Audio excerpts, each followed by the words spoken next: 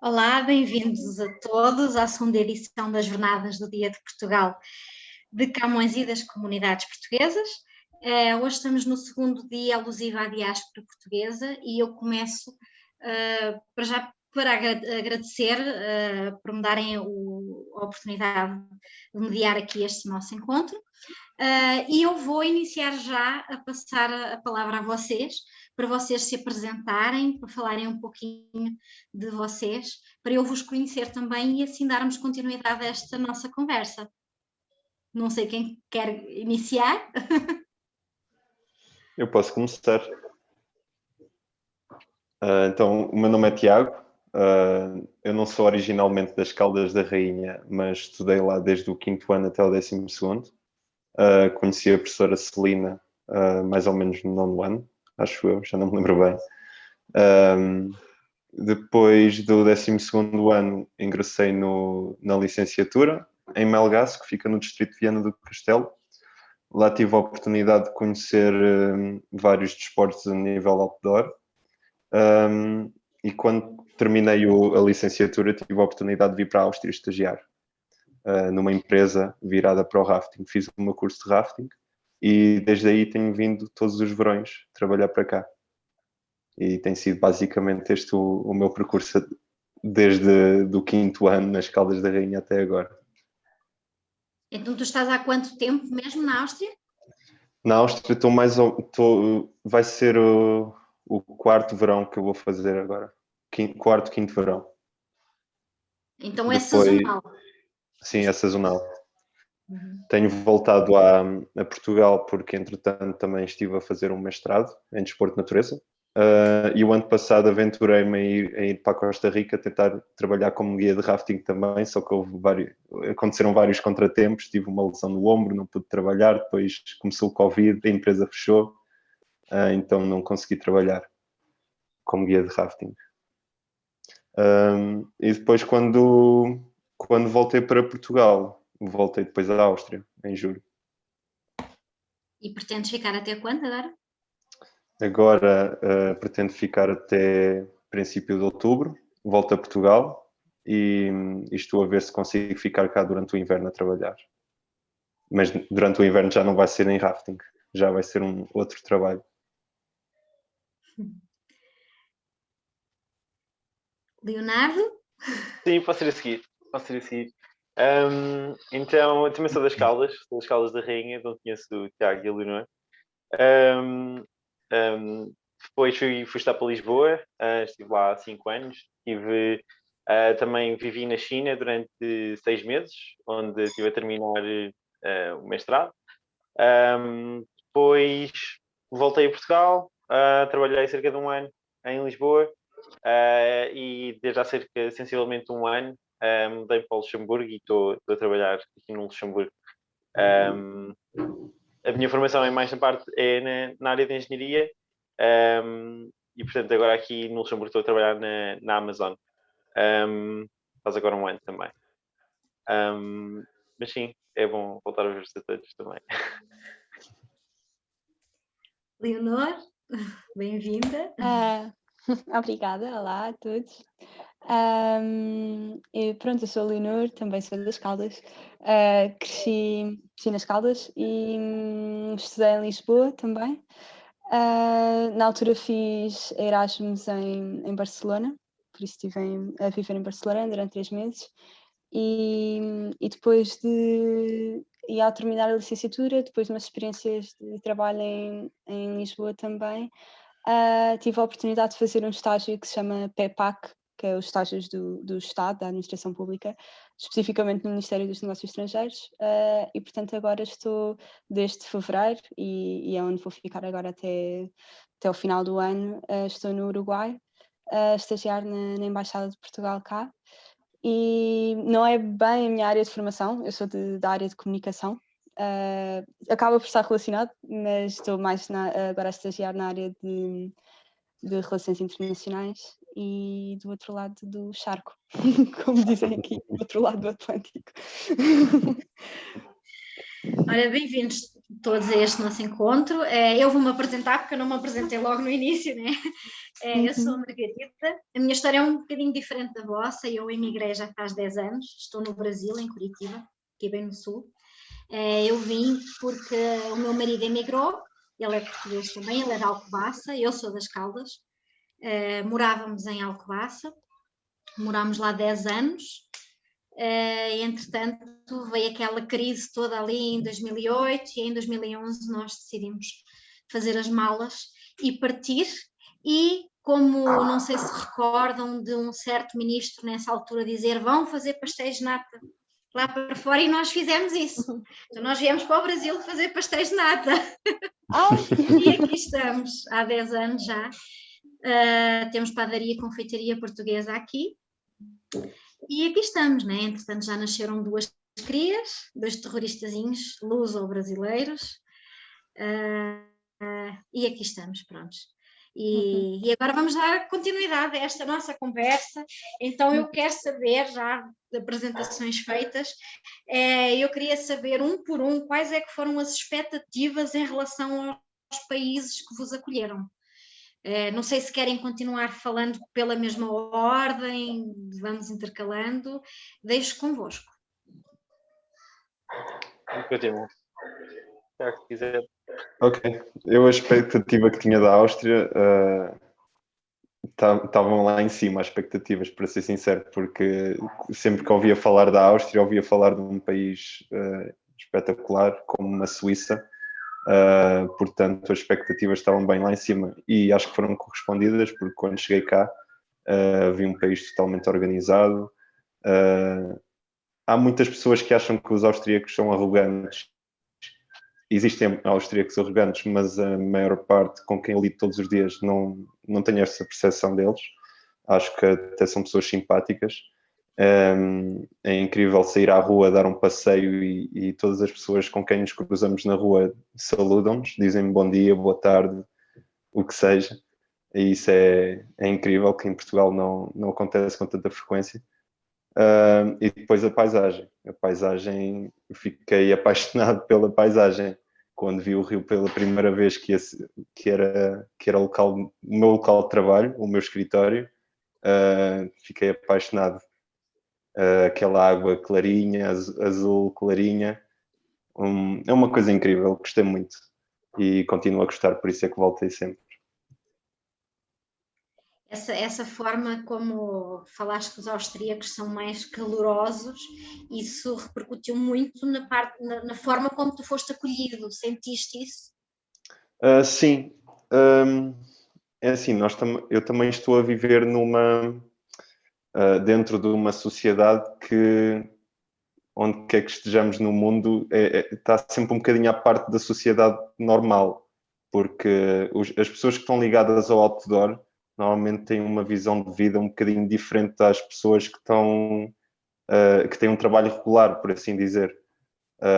Têm só aquela visão de acordar de manhã e ir para o trabalho, estar no trabalho 8 horas, sair do trabalho e buscar os filhos, o que seja, ir ao supermercado, voltar a casa. Uma forma de vida muito mecânica. Exatamente. Né? Aqui nós vamos com a maré, basicamente. E as pessoas que conhecemos trazem outras experiências de outras partes do mundo. E como são trabalhos sazonais, existem pessoas com quem eu já trabalhei aqui, que já trabalharam no Chile, no Peru, na Costa Rica, na Índia, na Suíça, em vários países no mundo. E isso também é engraçado, depois absorver experiências que eles tiveram e vivências. Esta experiência que eu tive e continuo a ter é muito enriquecedora para uma pessoa. E eu aconselho vivamente toda a gente a experienciá-la pelo menos uma vez na vida. Não como guia de rafting, que se calhar é um bocadinho difícil e nem toda a gente tem estofo para isso, mas pelo menos para estar em contacto com este tipo de pessoas. E a tua adaptação aí foi ótima, né? Nesse ambiente maravilhoso. Sim, não foi difícil. Que eu sabia falar inglês, continuo a saber. O alemão é um bocadinho difícil, ainda não sei falar alemão. Mas apesar de não saber falar alemão, consegui-me sempre desenrascar, como todos os portugueses pelo mundo. E sim, não foi uma adaptação difícil. Quando também vim com um colega meu que estava a estudar comigo na universidade, também nos ajudámos mutuamente e também foi mais fácil por trazer um companheiro português. Mas foi relativamente fácil a adaptação. Vamos passar a vez, não sei se o Leonardo, o Leonor, quem quiser falar. Pode ser o Leonardo. Eu tenho falado assim porque a janelinha que aparece aqui está por essa ordem, né? Está o Tiago, o Leonor, eu vou passando. A gente está à volta. Muito bem, bom, então, pode ser assim então. Então, em termos de expectativas dos países, ora bem, para começar, na China, não sabia bem para o que ia, não tinha grandes expectativas. Tinha a expectativa que ia ser uma cultura completamente diferente, e nesse sentido a expectativa correspondeu. Ou seja, desde o primeiro momento de chegar ao aeroporto de Pequim, eles não falarem uma única palavra de inglês ou de nenhuma língua que nós estamos habituados, e ter de comunicar através de um telemóvel, por exemplo, através do Google Tradutor. Viva a tecnologia, né? Era difícil. E a partir daí foi uma experiência completamente diferente do que estava habituado. Não só porque, ou seja, acho muito que, especialmente na Europa, talvez, nos Estados Unidos, talvez, vivemos muito dentro de uma bolha, e na China sinto que eles também vivem dentro de uma bolha, da bolha própria deles, mas que são realidades completamente distintas e que, apesar de tudo, alguns valores são compartilhados, claro, mas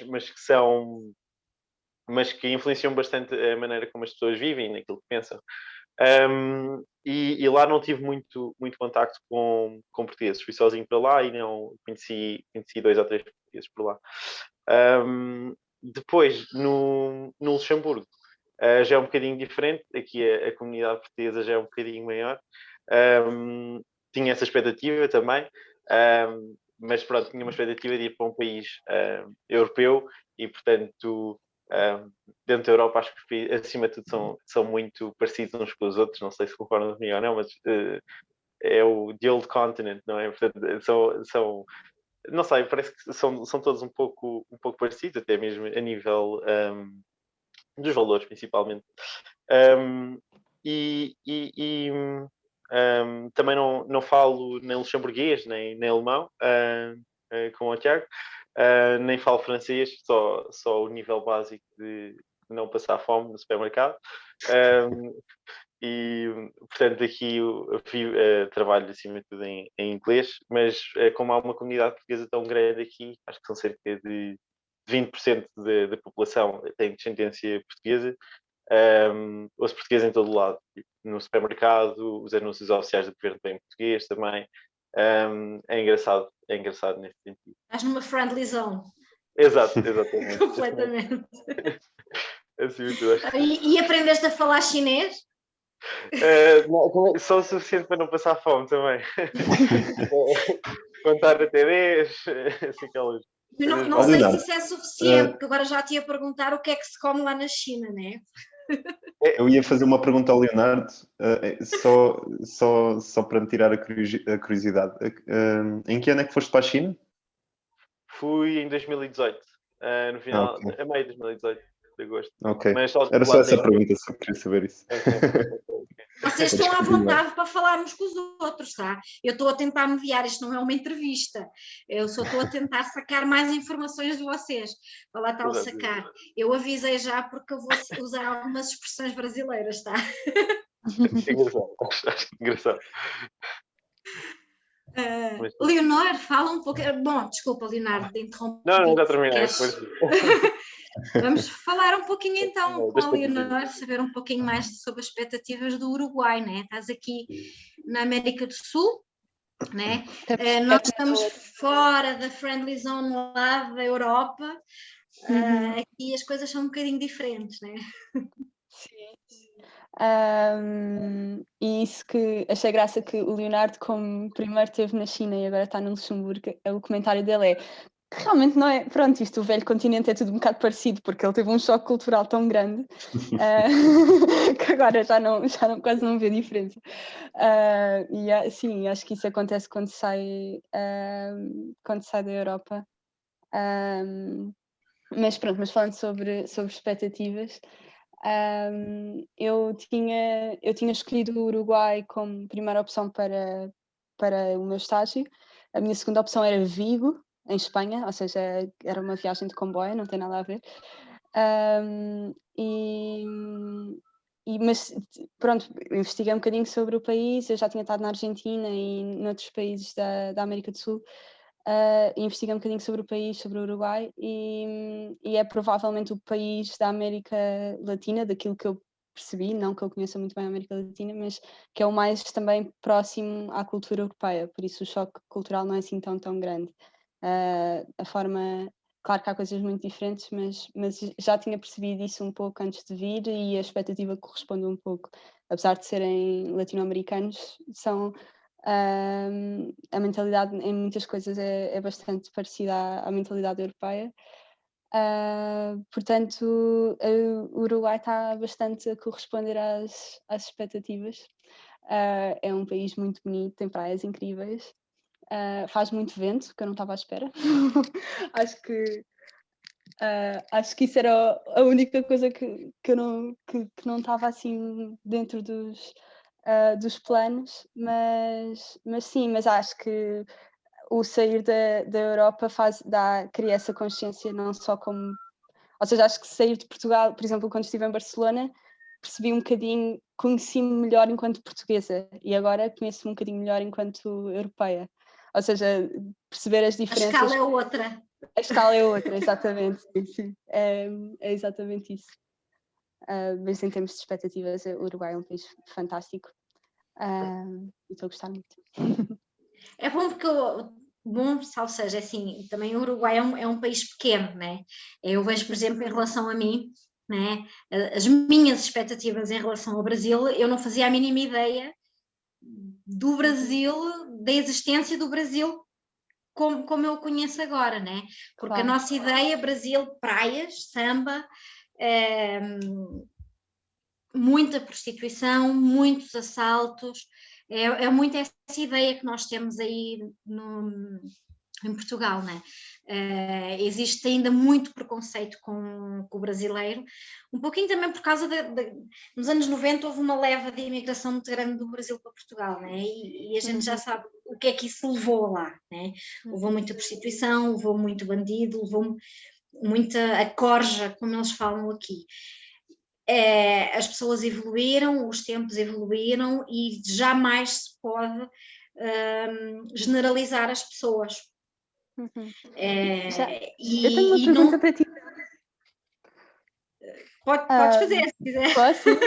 Não, desculpa, é que interrompi-te, não percebi que ias continuar, mas é que achei muita graça que disseste que foste foste fazer pastéis de nata para o Brasil, e porque há muito essa ideia, não é? Do português da padaria, isso é real ou não? É muito engraçado, porque agora eu ia passar para essa parte, né? Assim como nós não podemos generalizar com os brasileiros, eles aqui também generalizam um bocadinho com os portugueses. Então, o português aqui, e isso foi uma das coisas que mais me surpreendeu aqui no Brasil, para já a questão do clima, né? Porque aqui no sul faz frio e eu estou a 100 km da praia e eu preciso subir uma serra e descer uma serra para conseguir chegar lá. As estradas são horríveis, muito caminhão, então aqui para fazer 100 km eu demoro 3 horas se for preciso. Então, para mim é bem complicado, porque eu aí morava a 10 km da Nazaré, né? Morava na praia, fazia surf no Baleal e aqui acabou tudo. E depois tem essa questão, né, do português, que eu sofri muito, ainda sofro, muitas pessoas ainda que fazem muito aquela coisa que o português veio para cá para roubar, enfim, infelizmente o português ainda é muito visto como isso, né? Veio roubar o pau-brasil, veio roubar o ouro, veio roubar essas coisas, e às vezes é complicado lidar com essa situação. Eles fazem muita piada de português, assim como nós fazemos com os espanhóis, até mais com os alentejanos, né? Mas aqui é muita piada de português. E, gente, eu nunca ouvi uma piada de brasileiro. Não sei se vocês conhecem em Portugal, mas não há piadas de brasileiros. Agora, quando me vêm com essa conversa, eu pergunto, mas precisa de piada de brasileiros? Porque, enfim. Mas o português é o português da padaria, sim. Mas o pão é italiano. É o português da padaria, mas o pão é italiano, que é a referência deles. Mas eu aqui vim fazer isto, ó. Tão bom. Eu trouxe aqui só para vocês. Ele está rachado ali um bocadinho já, mas tem um bom aspecto. Eu já tem canela por cima. Aí, já tem canela, já pus canela. E visto, vocês têm aí, como é que é a culinária aí onde vocês estão? Falem lá um pouquinho disso. Falando aqui um bocadinho da Áustria, eu acho a comida de cá muito processada. E quando eu estou cá, a carne é bastante cara. O peixe nem se fala porque não há mar. E eu basicamente o que como é tudo à base assim, mais de legumes, vegetais, leguminosos, coisas desse género. Uma latinha de atum aqui, outra ali. Deve dar muita saudade da culinária. Agora a minha avózinha mandou-me um bom farnel, mandou-me bacalhau. Isso que eu ia perguntar, como é que tu fazes para saciar essa vontade de comer as coisas portuguesas e as principais diferenças de culinária, né? Que já falaste um pouquinho como é que é aí. O que é que tu fazes para conseguir matar essa saudade? Eu gosto muito de um prato que a minha mãe fazia antigamente, que é salada russa. Salada russa é fácil de fazer em qualquer parte do mundo. Dá para matar um bocadinho as saudades. Em relação ao bacalhau, isso é que é mais complicado. Desta vez trouxe bacalhau, mas é um bocadinho complicado. Também consigo cozinhar ovos escalfados, que também é muito bom. Portanto, são 2 pratinhos que já dá para matar um bocadinho a saudade. Agora, cozinhar coelho não consigo ainda. Tenho que esperar para chegar a casa e comer o da minha avó. Não se encontra aí coelho à venda? Não é comum ver-se coelho à venda. Aliás, até ontem estive a falar disso com o meu colega de casa, o Martin. Estávamos a caminhar na rua e vimos um animal a pôr-se debaixo de um carro. Devia de ser um esquilo, que aqui há muitos esquilos. E eu perguntei-lhe se era um coelho. Ele disse que parecia um coelho, mas não era, porque nunca se via coelhos aqui na Áustria. E depois começámos a pensar nisso e é verdade, não se vêem coelhos aqui na Áustria, o que é estranho. Vê-se ainda mais esquilos. num país com tanta natureza, né? Sim, é verdade. Mas eu um coelho nunca vi, por acaso. Eu aqui já comprei coelho e já fiz, gosto muito. Mas as pessoas aqui não comem coelho. Na verdade, alguns talhos, açougues, como falam aqui, têm para venda, mas é assim, que vendem para aqueles restaurantes mais chiques, mais conceituados e que fazem assim alguma coisa diferente. Eu adoro coelho, meu pai é caçador, sempre me habituei. E quando eu falo que vou fazer coelho, que vou comer coelho, as pessoas olham para mim com cara de assassina. Mas é bom, vou fazer o quê? Pois é. Leonor, no Uruguai tem coelho? Não, a culinária uruguaia é um problema porque é muito escassa. Mas sim, não, coelho, pato, tudo isso não existe. No Uruguai comem-se aí 5 coisas, que é churrasco, que é o assado, o clássico, não é? Estamos a falar de um país que tem 3 vacas por cada habitante, há mais vacas que pessoas, por isso obviamente as pessoas comem vacas. Sim, e depois e também é um dos países que tem mais problemas cardíacos no mundo, porque será? Mas pronto, e eu nem sequer como carne, portanto fui parar em termos culinários está um bocadinho complicado, mas sem ser sem ser os assados, comem muito pizzas e tem uma coisa que é fainá, que é uma pizza feita com farinha de grão de bico. E é muito fininho e é muito bom, fazem numa espécie de, agora já só sei falar espanhol, numa frigideira numa frigideira que põem no fogo e fica assim uma coisa fininha, é muito bom. Mas pronto, assados, pizzas, empanadas, obviamente, e basicamente, e gosto muito de pasta também. Há muita influência culinária, há muita influência italiana na cozinha aqui. Mas basicamente só esta. E também comem muito batatas fritas. Há um prato específico que agora não me estou a lembrar do nome, mas é batatas fritas com bacon e queijo, que comem imenso nos bares. E pronto, e são estas E cinco também, coisas. também comem essas coisas estranhas. Sim, e é isto. Ou seja, uma pessoa vai jantar fora assim, é para comer pizza, empanadas, assado, batatas fritas. E peixe, não há peixe aí também? Haverá, mas não há muito o hábito de se comer peixe. São poucas as famílias que estão habituadas a comer peixe, não se vende muito, é muito caro. E ou seja, é um país com muita costa, por isso seria de esperar que se comesse mais peixe do que aquilo que se come. É um bocadinho estranho. Mas sim, não. Mas não se come. Aliás, uma vez tinha uma colega de casa que eu estava sempre a dizer que tinha saudades de comer peixe e mandou-me uma fotografia no supermercado, havia peixe já cozinhado, perguntou se eu queria. Então o peixe era fatias de bacon linguado com queijo e bacon por cima.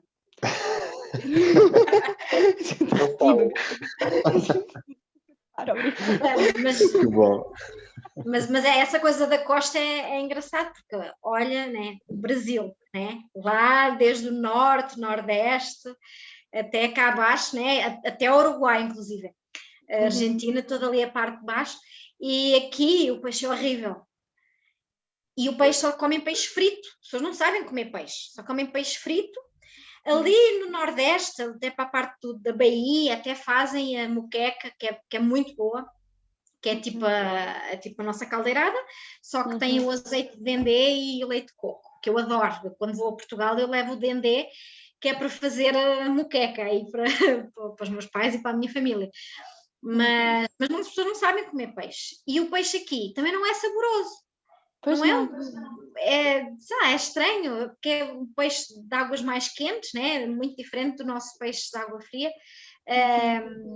E mesmo que o camarão aqui não é saboroso, lagosta, essas coisas não são boas. Então, é assim, aqui na América do Sul, mais que não seja o que vem do Chile, até é bom, né? Porque já vem as águas do Pacífico. Mas aqui para nós, do Atlântico, é muito estranho. E a comida aqui também não é. Bom, tem o churrasco, né? O churrasco é bom, as carnes são boas. Depois tem a feijoada aqui é diferente da nossa feijoada aí, é boa também. Mas eu confesso que aqui eles comem muito bacalhau, mas não sabem fazer o bacalhau, é a bacalhoada. E eles pensam que nós em Portugal só comemos bacalhau. Então, eu aqui, além de trabalhar com padaria e confeitaria, eu sou especialista em bacalhau também, porque as pessoas chegavam a vir à minha loja, perguntar, compravam, porque eu tinha uma lojinha no mercado municipal, compravam uma posta de bacalhau e vinham pedir para eu ensinar a fazer o bacalhau. E se aquela posta era boa. Eu ficava assim a olhar, mas... Né? O bacalhau, nós comemos outras coisas em Portugal além do bacalhau, né? E para mim o melhor peixe nem é o bacalhau, né? Para mim um bom carapau, uma dourada, um robalo, né? Um robalo, né? Peixe grelhado, eu odeio peixe frito, a não ser que sejam assim uns jaquinzinhos fritos, né? Um carapauzinho frito, mas sinto muita falta de comer bom peixe. Existem aqui alguns peixes que dá para disfarçar, mas é bem diferente. Mas agora a questão do peixe eu passo ali para o Leonardo, eu quero saber um bocadinho mais da culinária, não só no Luxemburgo, mas da China, que eu estou bem curiosa. Do Luxemburgo, não sei bem se há algum prato típico do Luxemburgo, acho que não tem assim uma... nenhum prato conhecido, especialmente tem muita influência da Alemanha, ou seja, aqui muita salsicha, por si só também não é uma grande referência, acho eu, a nível culinário, mas depois tem a parte francesa também. Tem aqui pastelarias ótimas também. Não sei se é tão boa como aí no Brasil, mas sim, tem, ou seja, não há. O tipo de cozinha que eu como aqui é o que eu comia, basicamente, em Portugal, quando vivia em Portugal. Há muitos supermercados portugueses também, por aqui, o que ajuda. Mas não é nada por aí além de diferente. A carne e o peixe também são muito mais caros do que os restantes alimentos, também como na Áustria. Por isso, pronto, como também um bocadinho menos, o que também não faz mal nenhum. Mas é isso, do Luxemburgo. Na China, a cozinha é um bocadinho diferente. Eu, na altura, estava a estudar, estava na faculdade, e a faculdade tinha refeitório, ou seja, nunca cozinhava para mim. O que me dava a oportunidade de conhecer também a cozinha de lá, não é? Mas pronto, é super diferente, super picante. Picante, ficar a suar no final de cada refeição, impossível não ficar. Mas super diferente. Mas o que acho que foi talvez das melhores coisas que quando lá estive, deu para conhecer imensas coisas diferentes. Comida que nunca mais provavelmente vou comer se não for lá outra vez, em lado nenhum, porque os restaurantes chineses que nós temos cá são comida chinesa para portugueses e para europeus. Exato, vou exportar, não é cozinha chinesa que os chineses comem.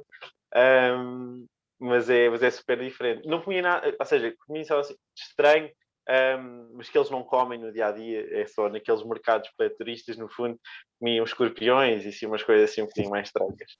Comeste morcegos, não é? Não, isso não comecei. Podia ter sido. Mas coisas assim estranhas, mas de resto, quer dizer, o que é que comem assim mais estranho? Comem talvez. Mas acho que também se come em Portugal, não é? Os pescoços das galinhas, eles comem, ou seja, vão ao supermercado, compram já feitos e comem como se fosse um snack, que eu acho horrível, mas que há pessoas que se calhar iam gostar, não sei, vejo a minha avó, ela come os pescoços das galinhas também. Portanto, não é assim nada do outro mundo. Mas é a maneira como cozinha que é super diferente. Mas é isso. É engraçado. Desculpa interromper-te. Força. É engraçado, nós falamos sobre o que é estranho nos outros países. E quando vocês conversam com os vossos colegas, com os vossos amigos sobre a nossa culinária, o que é que eles acham de comer uns caracóis, de comer... Porque para eles o próprio coelho, né? Como eu falei aqui no Brasil, eu comer coelho para eles é horrível, né? Sim, aqui comer coelho também é um bocadinho estranho. Caracóis, por acaso, nunca tinha comentado com ninguém, mas o coelho sim. E as fritas, que eu adoro. Também é bom. Né? Imagina as pessoas, nós falarmos para eles que comemos isso e eles olham para nós, né? Os portugueses são doidos a comer essas porcarias.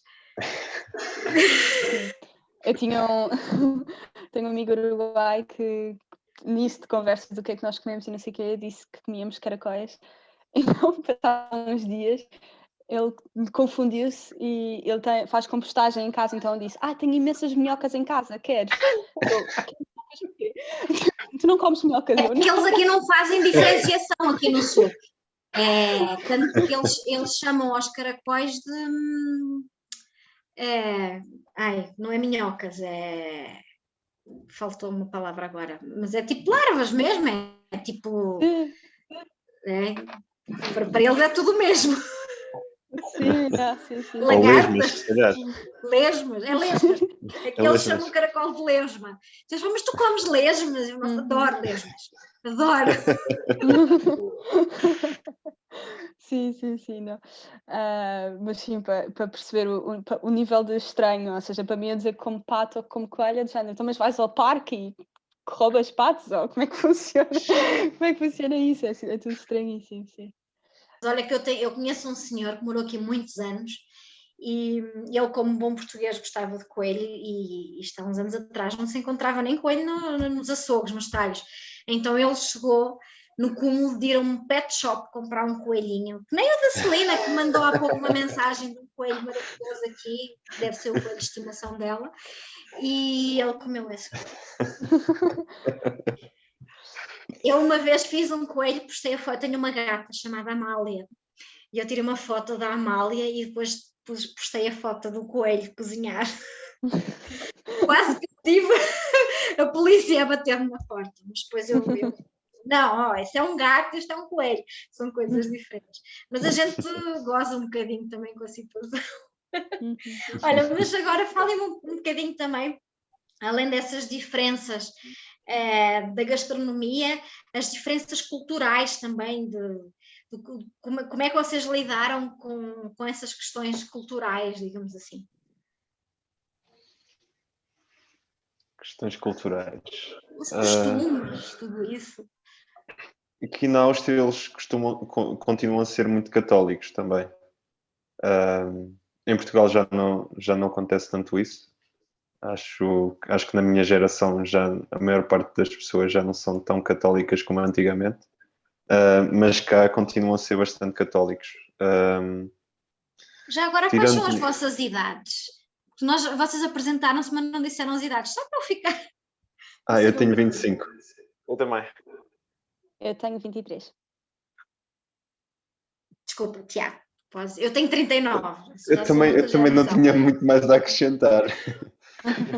Que diferenças culturais é mais na religião, que eles são mais conservadores. E depois, pronto, a cultura é muito parecida com a cultura alemã, que traz a gastronomia, traz a maneira de ser, aquela maneira de pensar mais rígida, que tem que ser tudo feito de maneira quase perfeita. Foi isso que eu cumprir horários? Com cumprir... Não, por acaso nunca tive esse problema. E eles cá também costumam ser muito pontuais, que é uma coisa que eu gosto bastante. Os comboios costumam vir sempre a horas. Autocarros, nunca andei muito de autocarro cá, mas também vêm sempre a horas e nas paragens de autocarro até têm lá os horários e costumam ser cumpridos. Sim, quando começamos uma atividade de rafting, aquilo é para começar mesmo ao minuto, como se fosse British Time. Portanto, é um país organizado, eu gosto dessa organização. E tu lidas mais com austríacos ou com turistas de outros países? Os turistas que temos cá vêm muito da Alemanha. Eu diria que 90% dos turistas que são alemães. Já aconteceu ter aqui um ou outro português, que foi sempre engraçado. Alguns espanhóis também, franceses. Os franceses são mais difíceis de lidar, porque eles pensam que saem do país deles e não precisam de falar outra língua que senão o francês, mas isso é outra questão. Italianos também, um ao outro, mas a grande maioria são alemães, porque eles têm ligações muito fortes, os alemães e os austríacos, desde sempre. E na tua rede de amigos, falaste logo no início, né, que tens muitos amigos de diferentes culturas, diferentes países. Como é que é a vossa relação aí? É uma relação muito engraçada, porque para além de termos vivências completamente diferentes, culturas completamente diferentes, encontramos sempre este equilíbrio. Por isso é que eu digo que é engraçado contactar com pessoas no mundo outdoor, porque ao contactar com pessoas que já tiveram em todas as partes do mundo, conseguimos arranjar um meio termo para aceitar facilmente as outras pessoas e aceitar as outras pessoas como elas são, o que é um bocadinho difícil atualmente no resto da sociedade, no meu ponto de vista. Eu conheço pessoas que trabalham comigo que vêm de França, já trabalhei também com espanhóis, com italianos, polacos, ingleses, da Eslovénia, do Chile, pessoas basicamente de todo o mundo, e é engraçado ver que com as diferenças culturais que temos, que não existe um choque cultural. Isso é muito fixe. O mundo está cada vez menor, né? Está cada vez mais Sim, pequeno. sim, sim. Também por causa disso. Leonardo, queres falar um pouquinho Sim, também sim. sobre isso, né? Sim, ou seja, concordo. Acho que é um bocadinho parecido, ou seja, aqui no Luxemburgo é um bocadinho parecido talvez com a experiência do Tiago. Mas tem uma peculiaridade que é que há muito poucos luxemburgueses. Eu já só conheci 2 luxemburgueses. A maior parte das pessoas que aqui estão vêm de outros países e até mesmo para trabalhar vêm muito da Alemanha e de França. E da Bélgica também. Mas isso aí torna, ou seja, há muita mentalidade de talvez as pessoas um bocadinho mais rígidas, o que torna talvez um bocadinho mais frias. Mas assim que conhecemos as pessoas, por exemplo, eu moro numa casa com mais 4 pessoas, e assim que conhecemos essas pessoas, deixam talvez essa camada exterior mais fria e conseguimos relacionar também como se fossem amigos portugueses. Por acaso não conheço portugueses aqui no Luxemburgo, quer dizer, conheço só no contexto de trabalho, mas não tenho amigos portugueses, relaciono mais com pessoas de outros países. Mas é engraçado essa parte. Mas no contexto de trabalho, depois tenho com uma empresa muito multinacional, tenho, por exemplo, só na minha equipa somos os 4 de diferentes nacionalidades. Temos o português, depois também espanhol, italiano, alemão, e, por exemplo, o meu manager é russo, por exemplo. Por isso temos aqui, acho que é um país muito multicultural nesse sentido. Até porque tem algumas instituições europeias também, o que ajuda, no fundo. Na China não acontece tanto isso, por exemplo. É um contraste engraçado. Porque, né, ou seja, eu estava num contexto na faculdade, havia mais pessoas a fazer intercâmbio. E aí conhecia pessoas da Europa. Mas se formos para fora da faculdade, até mesmo os turistas que se vê, não se vêem turistas que não sejam chineses. O que é engraçado. As câmarazinhas. Exato. Qual é que foi a tua maior dificuldade, tanto num país como no outro? A nível geral mesmo, qual é que foi a parte em que sentiste mais dificuldade em qualquer aspecto? Foi a língua e a dificuldade de comunicação com as pessoas tinha de ser através de telemóvel. Tornava um bocadinho difícil relacionar-me com as outras pessoas que não fossem da faculdade. Depois, os meus colegas chineses que estavam na faculdade falavam inglês, mas pessoas ou seja, no dia a dia, as pessoas não falam uma palavra de inglês, não fazem ideia do que é yes and no, por exemplo, o que torna difícil. Depois, mas pronto, também, pronto, graças à tecnologia isso ajuda bastante, novamente. Depois, aqui no Luxemburgo, o que foi mais difícil foi talvez, por exemplo, na China, enquanto eu tinha uma data de início e uma data de fim, sabia que estava ali para aquela experiência e que no final voltava a Portugal, fui para lá com o mindset, ok, vamos aproveitar isto ao máximo, no final, pronto, vou Portugal outra vez e foi a aproveitar desde o primeiro do início. Aqui a maior dificuldade foi mesmo trocar um bocado esse mindset, porque quando mudei para aqui, ou seja, não tenho uma data de regresso a Portugal ainda, não é? E ao início foi um bocadinho, não sei, estava com, como é que se diz em português? Homesickness, não sei. Ou seja, estava com saudades, no fundo com saudades de casa. E isso aí foi talvez a maior dificuldade, mas de resto estou a 3 horas de avião de casa, por isso é fácil ir lá. Portanto, não mais perto que a China. Exato. Foi só o aspecto psicológico do que quando tenho o trigger. Isso conta. Eu e a Leonor não temos essa sorte, não é, Leonor? Sim, não. Um voo para casa não é 3 horas. Não. E nem é tão barato assim. Não, também não. Sim. Eu já nem me lembro qual era a pergunta. Nós começámos a Vamos conversar. falar um pouquinho sobre as dificuldades. Sim. Eu acho, ok, pronto, se calhar acho que é um bocadinho difícil caracterizar os uruguaios sem cair em estereótipos ou seja, fala-se de uma forma genérica, mas cada pessoa é diferente, não é? Mas no geral eu acho que o que eu reparei mais foi que ao chegar e ao fazer amigos de cá há sempre esta ideia que, porque venho da Europa, venho de uma civilização mais avançada, onde tudo funciona incrivelmente bem e é tudo muito, não é? Claro que não estás habituada a atrasos dos autocarros, porque lá em Portugal de certeza que nunca se atrasa um autocarro na vida. Eu conheço o carrinho. Não conheci a CP. Não.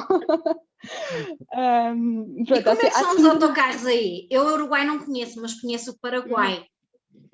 Não, o Uruguai é outra coisa. Para mim, sinceramente, o Uruguai é muito mais, tudo funciona melhor do que em Portugal. Os transportes públicos em Montevideo são incríveis. Pronto, não há metro, mas é uma cidade que não se justifica haver metro também. E pronto, os transportes são muito bons, mesmo ninguém corre para o autocarro, porque senão se perde o autocarro passado 10 minutos ao outro. Por isso eu sou a única parva que de vez em quando vai a correr e depois lembra-se que não, se calhar não é necessário. Não é como, pronto, em Lisboa, depois tem de se esperar séculos para que venha outro.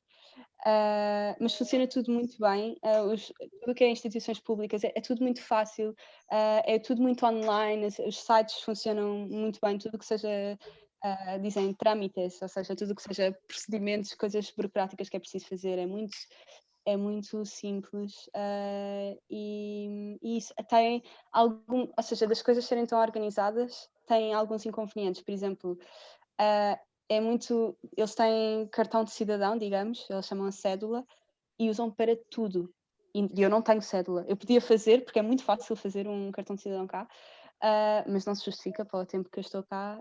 Mas eles usam para tudo, ou seja, eu vou comprar um bilhete para o teatro e pedem-me um número de cédula. Eu vou ao supermercado e pedem-me um número de cédula.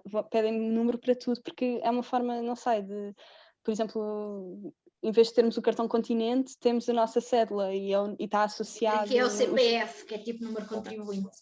Pronto, mas é igual.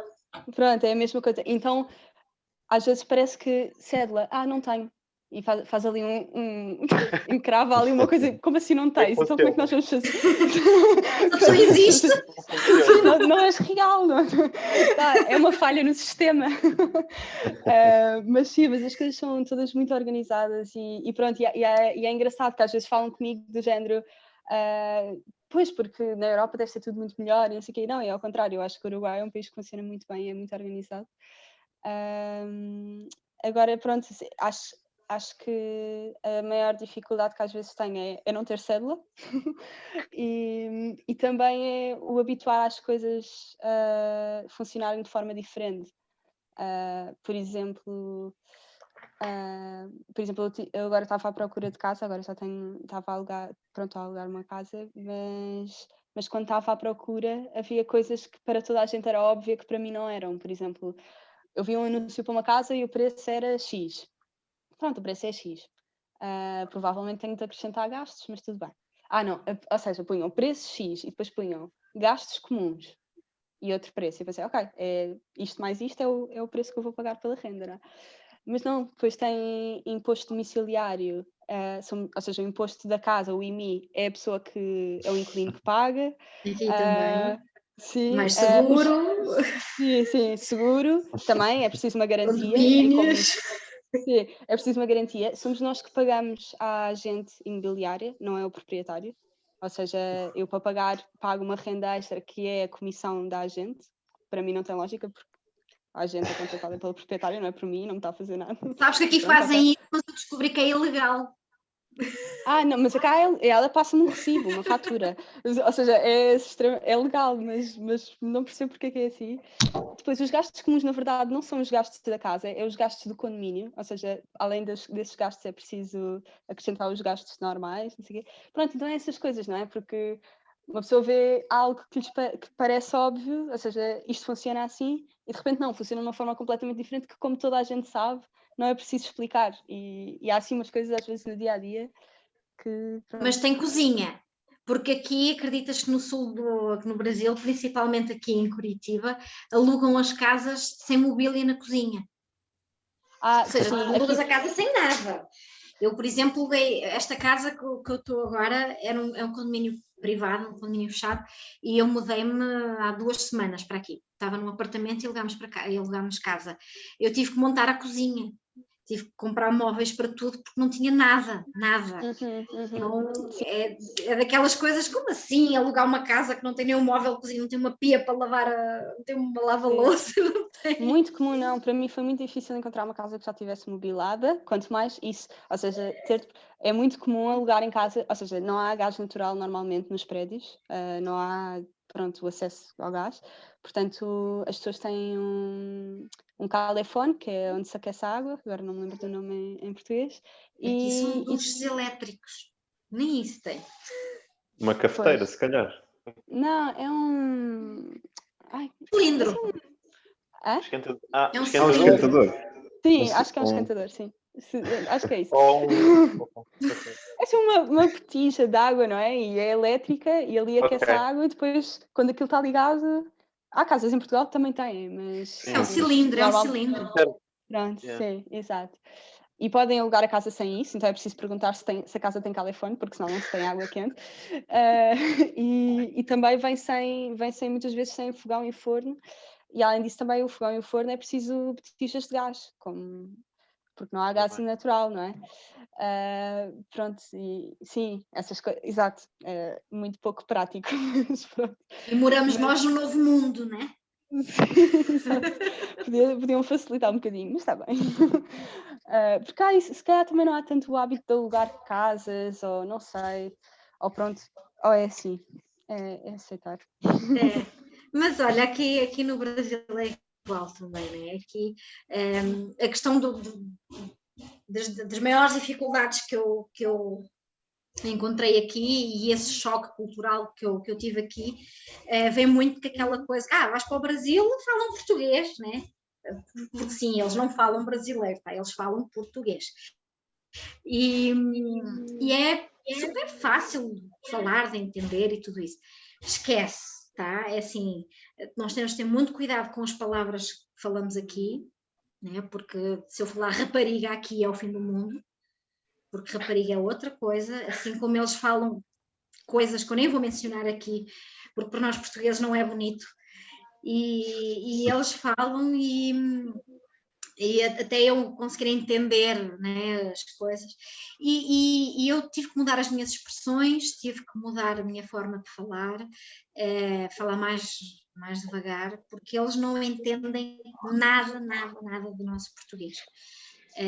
Quantas vezes é que eu não falava com as pessoas e respondiam-me em espanhol? Pensavam que eu estava a falar espanhol. A minha empresa, a minha padaria chama-se Doce Fado. Não podia ser mais propício, não poderia ser mais português. Doce Fado. E eu estava na minha lojinha, estava a atender uma pessoa que foi comprar produtos portugueses e tinha assim, uma placa grande, Doce Fado, padaria, confeitaria portuguesa. E a moça lá, né, aqui nós dizemos moça, comprou uns pastéis de nata, uns pães, sei lá, nós trabalhamos com a nossa padaria portuguesa, né, com a nossa pastelaria portuguesa, e no final ela virou-se para mim e perguntou-me assim, moça, você é da Espanha ou da Argentina? Eu, oi? Como assim? Você é da Espanha ou da Argentina? Eu fiquei sem reação, tipo, eu apontei para cima, eu, portuguesa, né, Portugal, tá. E eu fiquei assim, e as pessoas pensam que eu estou a falar espanhol, não conhecem a língua portuguesa de Portugal. Aqui não se consome telenovelas, música, não há nada. E quando aparece alguma coisa de Portugal, aparece com legendas. Ou pior, aparece dublado, como eles falam aqui. Sim. Há telenovelas, inclusive agora está a passar uma telenovela, a Nazaré, que passou em Portugal, está a passar aqui, e tinha outra também lá com o Diogo Morgado, que era passada meio em Portugal e meio aqui no Brasil, que tem atores portugueses e atores brasileiros, e eles dobraram até os atores brasileiros, que era para ficar tudo dobrado. Então tem, sei lá, o Diogo Morgado, mas está dobrado. A fala dele é falar brasileiro. E isso para mim é muito estranho, né? Não entenderem as coisas que eu falo, não, e pronto, e depois tem aquela coisa, né, do português que veio aqui para roubar e para roubar o ouro e não, assim, deixa isso lá 500 anos atrás, né? Desculpem lá o que a gente roubámos, que não foi roubar, porque na altura era nosso, né? mas eu tenho amigas minhas com filhos que já estão mais velhos, estão na escola, e ela fica chocada com aquilo que eles dão na escola aqui, porque isso é a cultura que passam para eles, é a história que passam para eles mesmo, né? O português veio, roubou, estuprou, fez. A parte boa eles não falam, né? Eu sempre digo, mas é assim, se vocês tivessem sido colonizados pelos espanhóis, não existia Brasil. Né? Acontecia como aconteceu com o território espanhol, né? Que é Uruguai, Paraguai, Argentina e assim vai até lá acima ao México. Mas as pessoas não entendem isso, né? O português é sempre o mal da fita. E eu sempre digo, olha, vocês têm a vossa história, né? Nós portugueses temos a nossa, porque para nós foi tudo bom, né? E depois existe a verdadeira, que ninguém sabe qual foi. Então, cada um fica com a sua culpa e vamos assim, tá? Vamos andando assim. Mas é muito estranha essa questão histórica, né? Porque aqui o Brasil tem muito essa carga histórica também em relação aos portugueses. E eu sinto isso até na minha rede de amigos. Eu, quando cheguei aqui, a minha rede era... Eu fui logo à procura da comunidade portuguesa aqui, né?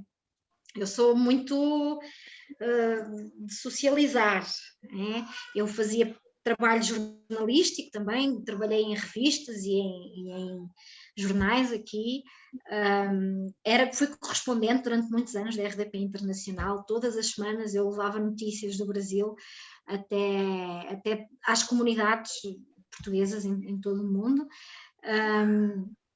e isso fez-me querer estar muito próxima também sempre da nossa comunidade portuguesa, até para não sentir tanto essa discriminação que eu sentia. Claro que também vai muito da falta de educação que existia aqui, né? desse conhecimento dessa parte portuguesa. Mas tirando isso, né, eu sempre fui também bem acolhida, porque toda a gente aqui tem uma descendência portuguesa. O meu avô era português, o meu tio-avô, o meu não sei quê era português. E então isso fez também com que as coisas rolassem, né? Como se diz aqui. Mas avançando agora um pouquinho já, porque já vai aqui longa a nossa conversa, eu queria saber duas coisas de cada um. Para já, o que é que vocês mais sentem falta de Portugal e o que é que vocês preveem agora no futuro? O que é que vocês expectativas? O que eu mais sinto de Portugal é comida. A comida e o surf, que eu também gosto muito de surfar. Não tenho aqui mar, gosto muito eu gosto muito de comer. A minha avó é uma excelente cozinheira e habituou-me muito mal. Portanto, essas são as duas coisas que eu sinto mais falta do nosso país. O que eu me vejo a fazer daqui a uns anos, ainda não sei bem, mas eu gostaria muito de aprender o alemão, que vou começar a ter aulas agora neste mês. e gostaria de cá ficar uns aninhos, pelo menos 3 anos. E depois veríamos o que é que ia acontecer. Gostava muito de voltar a Portugal e trabalhar em Portugal, mas as condições de trabalho lá não são tão boas como aqui. E neste momento acho que não faz muito sentido voltar a Portugal. À sua vez. Acho que faz todo sentido. Também partilho portanto, uma das coisas que sinto mais saudades é do mar e do oceano. Isso aí faz-me uma confusão não ter aqui isso e tenho mesmo saudades. Acho que é só quando saímos de Portugal é que percebemos o quanto Damos temos isso valor. garantido. Exato. E claro, sinto falta dos meus amigos, da família, que não estão aqui. Claro que é mais fácil, consigo falar com eles muito facilmente, mas não é a mesma coisa, no fundo. E tenho aqui os meus amigos também daqui, mas é diferente, no fundo. Não são os meus amigos de tempo. Depois, em relação ao futuro, depende muito das oportunidades. Por enquanto, a minha oportunidade aqui, gosto muito daquilo que faço agora aqui e tenho. Gosto do projeto onde estou e consigo aprender bastante onde estou, mas tudo depende das oportunidades. Gostava muito de voltar a Portugal, claro, mas a nível financeiro também não. E mesmo a nível, não sei, educacional, acho que consigo progredir muito mais rápido aqui onde estou do que se voltasse. Infelizmente, claro.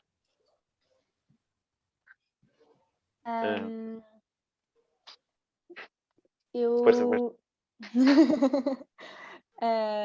acho que, ou seja, do que eu sinto mais falta é também, pronto, partilho um bocadinho o que disse o Tiago e o Leonardo. O Tiago é a parte da comida, porque tenho saudades realmente da comida. Em tudo o resto, eu estou a gostar imenso de conhecer a cultura daqui o melhor possível e de aproveitar e submergir-me e habituar-me a tudo e não estar sempre, às vezes há esta tendência de haver uma postura muito, estar-me sempre quase a criticar, a comparar, pronto, há um bocadinho essa tendência às vezes e eu tento combatê-la um bocadinho, mas na comida eu tenho dificuldades em combatê-la porque realmente eu tenho saudades da comida de casa. E depois isso também dos amigos e da família, mais da família até, porque às vezes vou, por exemplo, tive este pensamento no outro dia, às vezes vou passear na rua e eu gosto imenso da arquitetura dos prédios aqui e há comentários que eu quero fazer e que comentar isso com alguém que está comigo uruguai, ou mesmo que seja português, não vai perceber o comentário, não tem o mesmo contexto que eu, não é? Por isso acho que sinto falta do meu irmão e da minha mãe e do meu pai para poder dizer algo que eu sei que vão perceber da mesma forma que eu. Mas não tenho saudades do mar porque estou mais perto do mar ainda, como se fosse possível, do que se estivesse nas Caldas. Estou a 3 passos do mar e de resto estou a gostar muito da experiência e como era o que o Leonardo dizia, saber que tenho uma data de limite também faz com que viva as coisas de uma forma um bocadinho diferente. E quanto ao futuro eu não faço ideia, não sei. Não faço ideia do que é que vai acontecer depois. Provavelmente ao regressar a Portugal fico em Portugal uns meses, pelo menos, e depois não sei o que é que vou fazer com a vida, não faço ideia. Ninguém sabe. Falaste um pouquinho sobre essa necessidade de falar com os teus pais e com a tua família. Vocês mantêm um contacto muito direto com eles? Vocês falam muito com as vossas famílias e com os vossos amigos? Porque estas tecnologias hoje em dia ajudam muito, não é? E ainda mais com esta questão da pandemia, nós que moramos longe, se calhar em relação à nossa família não sentimos tanto como aquelas pessoas que estão próximas e ao mesmo tempo têm que estar longe, se é como fácil entender, não é? Como é que vocês estão a lidar com esta questão? Eu falando no meu caso, eu lido bastante bem, porque eu fui habituado desde novo. O meu pai ia várias vezes fazer trabalhos à África ficava lá 1, 2 semanas, 3, e os meus pais sempre foram muito de viajar também. Depois, com a ida dele para Angola, também comecei-me a habituar com a ida dele para Angola, e com a ida da minha mãe também para a Inglaterra. E depois, como eu estudei em Melgaço, que eram a 400 km das Caldas, ainda fez com que eu saísse mais da minha zona de conforto, e essa distância também me fez crescer e lidar com a distância e com a falta dos amigos, da família. Não quero dizer que me fez mais frio, não é aí que eu quero chegar, mas consigo lidar muito bem com a não presença física dos meus entes queridos e das minhas pessoas mais próximas. Existem sempre as redes sociais para falar com eles, que é ótimo hoje em dia. Mas sim, consigo lidar muito bem com a distância. E sei que são 4 meses e que ao fim de 4 meses voltarei a vê-los, por isso para mim está tudo bem. Eu é que deixei de vos ver, não consigo vê-los agora, mas pronto. Estás a ouvir? Consegues ouvir? Eu consigo ouvir-vos a todos, mas ver-vos já não vos estou a ver. Também é outra frase do Ana, acho eu. Sim, no meu caso, por exemplo, é mais, ou seja, tento ligar para os meus pais uma vez por semana, pelo menos. Também temos os grupos de WhatsApp, portanto, sim, nesse aspecto a tecnologia ajuda imenso. Porque pronto, estamos sempre em contato, no fundo. Mas qual é que era a pergunta, novamente? Desculpa. Como é que tu lidavas com a questão da distância, o contacto que tens com a família? Mas pronto, pronto, lá está, como aqui também estou a 3 horas de avião, vou pelo menos uma vez por mês vou a Portugal, nem que seja só passar o fim de semana. E pronto, estou com toda a gente. E aí a pandemia ajuda, né, nesse caso. Mas pronto, acho que não sei. Talvez seja um bocadinho mais difícil para vocês. nesse aspecto. Sim, não sei se tu sentes o mesmo, Margarida, mas para mim o pior é o fuso horário. Porque, pronto, eu falo, com a minha mãe falo quase todos os dias, de coisas práticas, do género, ideias para fazer sopas, apareceu-me um sinal estranho no braço, o que é que eu faço? Coisas de mãe, não é? E mando mensagem do WhatsApp, mesmo que não falemos por chamada muito, mas vai sim, uma vez por semana, algo assim. Mas mantenho esse contacto mais assíduo porque ajuda muito as redes sociais e o WhatsApp. Mas depois, por exemplo, para falar com avós ou tios ou essas coisas, durante a semana eu saio do trabalho, eu saio cedo, saio 4h30, 5, mas já são 8 ou 9 da noite Sim, eu saio muito cedo, eu tenho um horário bastante bom. Tenho meia hora de almoço, mas saio mais cedo por causa disso e é muito bom. Mas... Sim, mas quando sai já são 8 ou 9 da noite em Portugal, então entre chegar a casa e se for ao supermercado primeiro, não sei o que, já é tarde mais para estar a ligar, ou se for durante o fim de semana, depois ou seja, o Uruguai não é um país muito inseguro, mas também não é Portugal e não dá para estar a falar assim em chamada na rua, pronto, é um bocado arriscado e já me aconteceu roubarem o telemóvel no meu dia de anos, um bocadinho triste. Mas porque o meu irmão é esperto e estava a fazer chamada, pronto, estava a falar com o meu irmão na rua como se nada fosse e alguém passou e roubou e pronto, e portanto não é aconselhável, portanto para eu estar o que é isso?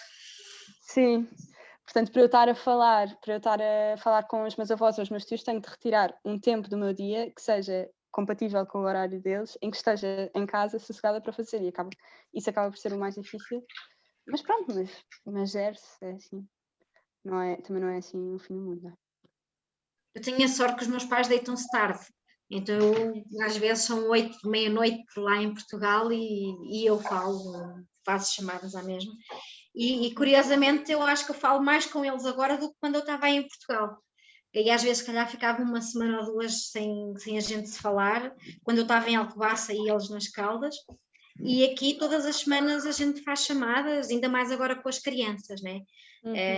Eu, desde que eu estou cá há 10 anos, eu tive 3 anos sem ir a Portugal e daí tenho tentado ir todos os anos. Nós fomos lá este Natal, agora só volto no próximo ano. Este ano não há mais condições de conseguir ir, e pior que agora já somos 4 a viajar.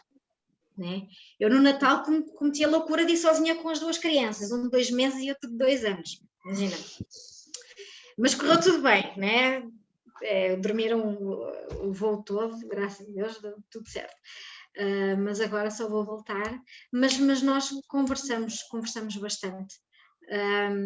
E lá está, né? Essa coisa da pandemia, né? Que as pessoas acabam por ficar mais isoladas. Às vezes estão ali a 1 quilómetro uma da outra e têm que se manter isoladas também. Nós aqui acaba por ser mais fácil esta questão do isolamento, do distanciamento, digamos assim. Olha, vamos avançar para o final, né? Eu queria agradecer muito a vossa participação. Não sei se vocês querem deixar algum recado, falar algo mais a toda a nossa comunidade portuguesa aí pelo mundo e a quem nos esteja a ver esta nossa reunião, né? Esta nossa conversa. É agradecer pela iniciativa também, pelo convite, pelo menos da minha parte. E acho que é uma excelente iniciativa e ainda bem que tem estas iniciativas, acho mesmo de ir o chapéu a quem despende do tempo para organizar este tipo de eventos. Eu também queria agradecer terem-me convidado e ver a Leonor e o Marcelino. O Marcelino eu já o conhecia, já falava com ele, andámos na música juntos. A Leonor acho que nunca tivemos uma conversa, mas conhecíamos de vista. E queria agradecer a oportunidade de estar a falar convosco e que foi muito bom ter partilhado a minha experiência convosco e ouvir as vossas. Concordo com os dois e faço das palavras do Tiago e do Leonardo das minhas. E é bom, acho que enriquecemos imenso com isto de não só de ter experiências fora, como depois de falar sobre isso, não é? Até sim, aprender com os dos outros e até obrigar-nos a refletir sobre a nossa, não é? Exato. Sim, muito obrigada pelo convite e gostei muito. Bom, eu vou fazer aqui o reforço, né, para todos verem as jornadas do Dia de Portugal de Camões e das comunidades portuguesas, né, porque nós portugueses, que somos tantos e por esse mundo fora, né, as jornadas vão ser do 10 de junho ao dia 16, né, segunda edição, e tem a página no Facebook, né, eu estou a falar e estou aqui à procura para ver qual é que é o nome da página, é mesmo Jornadas do Dia de Portugal, de Camões e das comunidades portuguesas. Então, procurem aí no Facebook e assistam e assim ficamos, não é? Muito obrigada a todos e eu vou-me despedir que eu vou comer aqui um pastel de nata, tá? Tchau. Adeus. Tchau. Tchau, até a próxima. Até a próxima.